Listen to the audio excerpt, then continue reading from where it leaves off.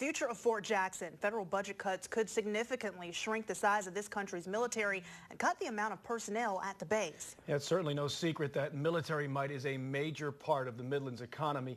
More than 36,000 people go through basic training at Fort Jackson every year. Another 8,000 get specialized training each and every year at the Army's largest training facility. All of that activity, the bottom line, means money, lots of it. Those proposed federal cuts would mean the immediate loss of $189 million, maybe more, to the local economy. Well, today, local leaders and Army officials hosting a listening session, one of 30 of its kind planned across this country. Our Leah Holloway was there and has more now on people who are fighting for the fort.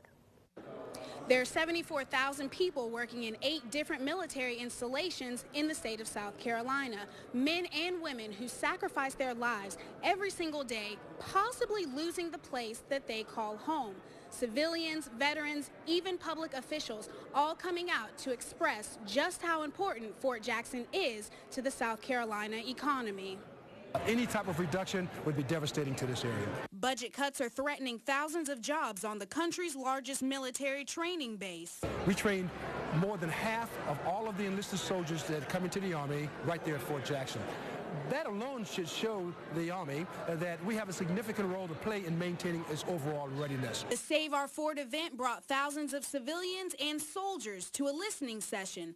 Public officials and local citizens expressing the economic impact closing the fort would have on the community. Columbia is a place we want the federal government to continue to invest in not just supporting our economy, but more importantly, supporting the quality of life of the men and women who serve us. Soldiers and civilians have based their lives around the fort, but possible base cuts could force them to relocate.